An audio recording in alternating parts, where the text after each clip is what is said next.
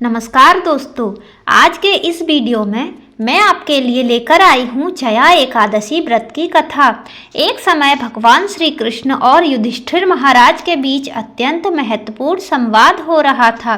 धर्मराज युधिष्ठिर बोले, हे भगवान, आपने माघ मास कृष्ण पक्ष की सटतिला एकादशी का अत्यंत सुंदर वर्णन किया। अब आप कृपा करके माघ शुक्ल एकादशी व्रत का भी वर्णन कीजिए।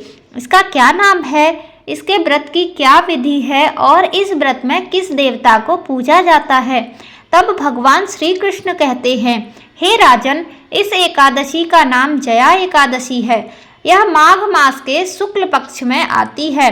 इस एकादशी का व्रत करने से मनुष्य ब्रह्म हत्या आदि पापों से छूटकर मोक्ष को प्राप्त होता है एवं कन्याओं को मनचाहा वर प्राप्त होता है।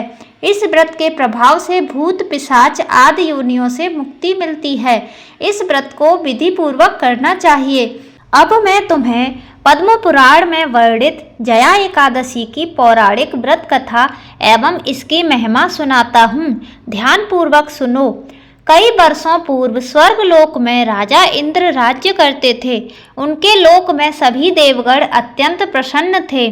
परिजात के पुष्पों से लदे नंदन वन में एक दिन देवराज इंद्र सोमरस का पान कर रहे थे।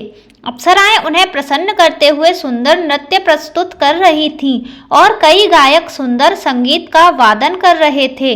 मुख्य संगीतज्ञ चित्रसेन अपनी पत्नी मालिनी और पुत्र माल्यवान के साथ वहां उपस्थित थे।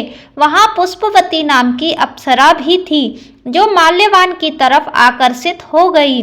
उन दोनों को एक दूसरे के प्रति आकर्षित देखकर देवराज इंद्र क्रोधित हो गए और बोले, हे मूर्ख, तुम दोनों मुझे प्रसन्न करने का आडंबर कर रहे हो, लेकिन तुम दोनों की एक दूसरे के प्रति आसक्ति मुझे स्पष्ट दिख रही है।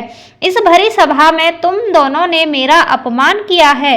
मैं तुम्हें श्राप देता हूँ, तुम दोनों इसी क्षण पिशाच योनि धारण कर लोगे।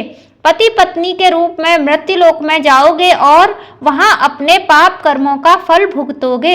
इंद्रदेव के कठोर वचनों को सुनकर माल्यवान और पुष्पवती अत्यंत लज्जित हुए और उसी क्षण वो दोनों पृथ्वी लोक पर हिमालय के शिखर पर पिशाच के रूप में आ गए।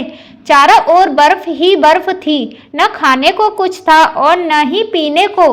वे दोनों ठंड से कांप रहे थे। उन्होंने एक गुफा में शरण ले ली। एक दिन माल्यवान ने अपनी पत्नी पुष्पवती से कहा, न जाने हम कौन से पाप कर्मों को भुगत रहे हैं। इस प्रकार दोनों ठंड में गुफा में बैठे रहे। शीतलहरों के कारण उन्हें रात भर नींद नहीं आई और सारी रात जागते हुए भगवान श्री हरि का ध्यान करते रहे। संयोग से वह दिन जया एकादशी का था। उस दिन कुछ भी न खाने पीने और रात्रि जागरण करने से उन दोनों ने पिशाच का शरीर त्याग दिया और अपना दिव्य शरीर प्राप्त कर लिया। एक दिव्य विमान उन दोनों को स्वर्गलोक ले गया। उन्हें देखकर देवराज इंद्र आश्चर्य में पड़ गए और पूछने लगे, तुमने ऐसा कौन सा पुण्य किया है जो तुम्हें मेरे इस श्राप से मुक्ति मिल गई। तब माल्यवान बोला, हे राजन, यह तो भगवान श्री हरि की कृपा से हुआ है। हमने अनजाने में उनकी प्रिय जया एकादशी का पालन किया, जिससे हमें यह दिव्य शरीर प्राप्त हुआ है। यह सुन इंद्रदेव बोले, श्री हरि की भक्तिमय सेवा से मैं तुम्हें स्वर्ग में पुनः वही स्थान प्रदान करता हूँ जो पहले था। इसलिए मनुष्यों को इस परम कल्याणकारी जया एकादशी का निष्ठा और श्रद्धा पूर्वक पालन करना चाहिए।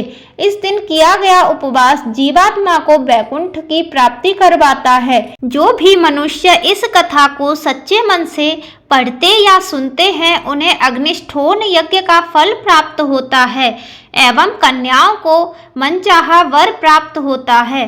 जय श्री हरि विष्णु।